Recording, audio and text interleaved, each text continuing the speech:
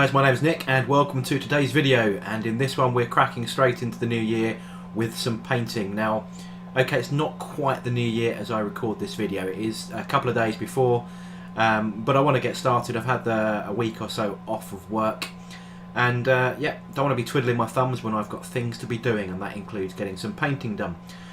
So this video we're going to be covering the Thermic Plasma Conduits. I did an unboxing of this a little while ago. I'll put a link in the description and a little card up in the corner of this video as we do that, just if you want to go and see what the bare plastic looks like.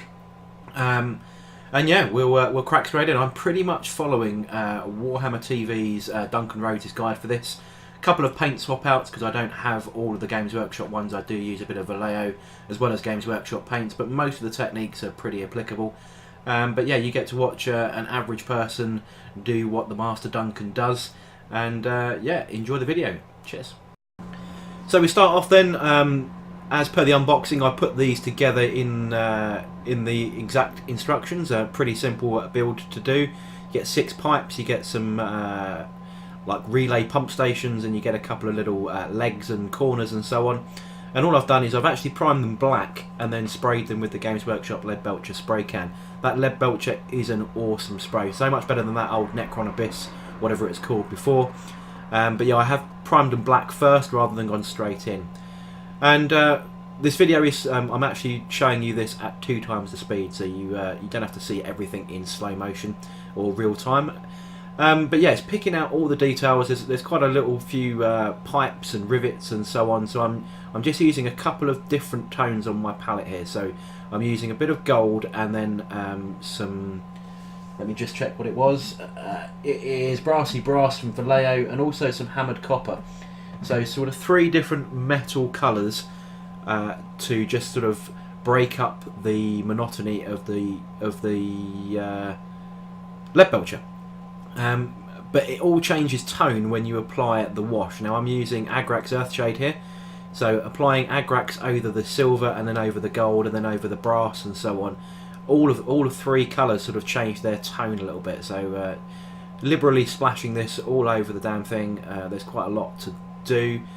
I'm obviously not going to show you every little nuance of, you know, washing metal with washes.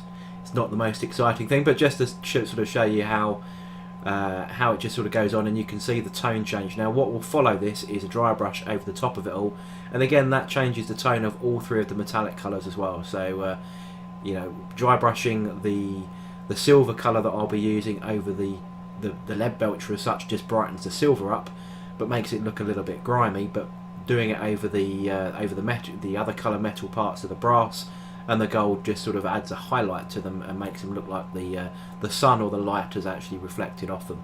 So that's pretty much what we're doing here.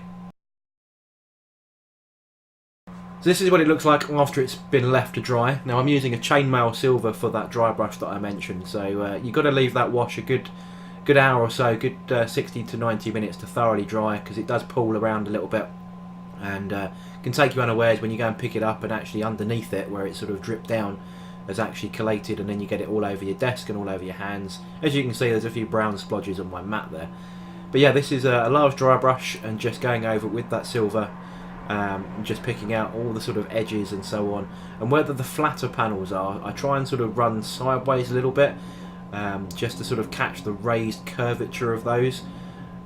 It is terrain, it's not going to be Golden Demon. I mean, I do like well painted terrain, but I'm not going to spend forever painting it, especially as I've got quite a lot of this to do. But a good solid effect is required, just to make sure that, you know, when you do battle reports and you play with your mates, you don't want great looking armies playing on shit looking terrain. So that's pretty much the aim of the game here. Now I haven't painted in the ends, so the 2 sort of open ends that you can see, there's no point really painting those, as they will butt up to all the other bits of pipe work or whatever, inlets and outlets of all the other bits of terrain that I've got. So there's very little point painting it. And all you've got to do then is just replicate that across the whole box of terrain, and there we go. That's all the 6 pipes and some generator bits, the relay bits, all done with that dry brush.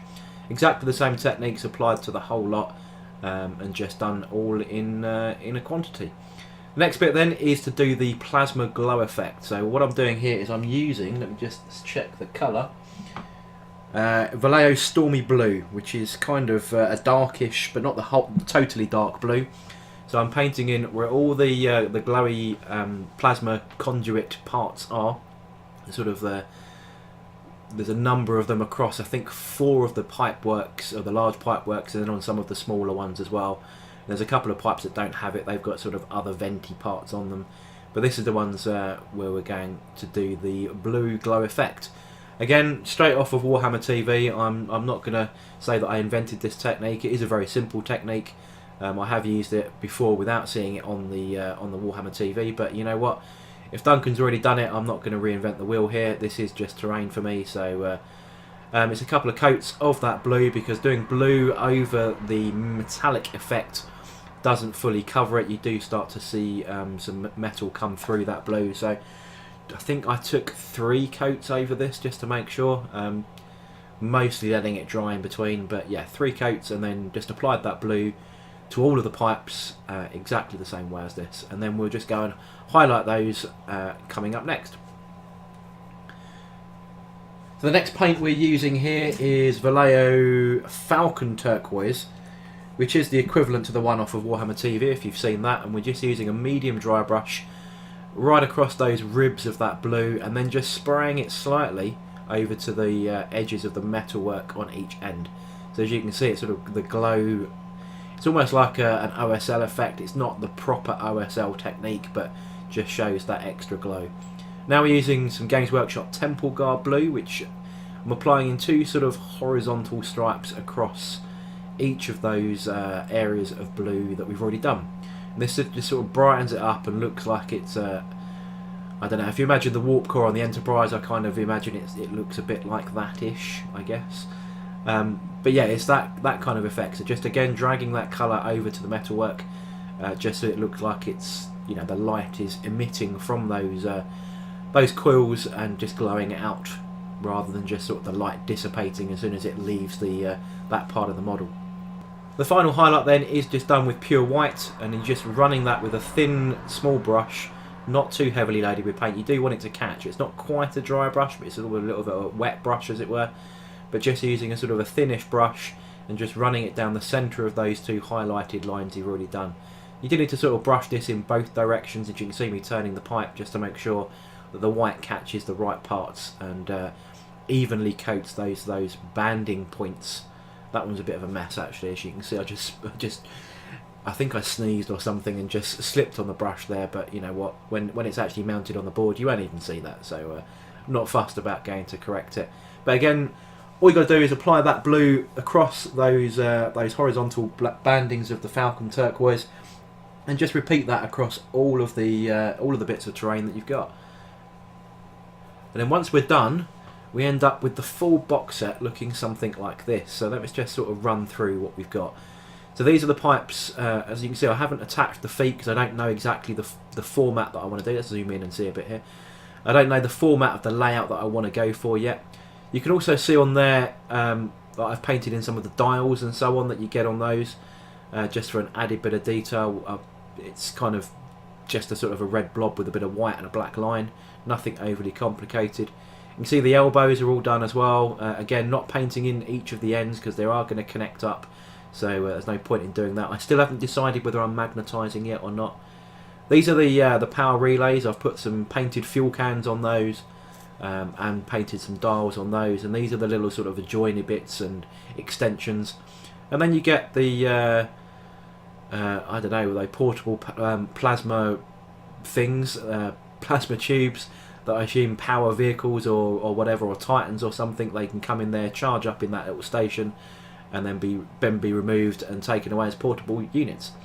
But there we go, that's the full set, all painted up from that one set. Now I do have some more of these to go.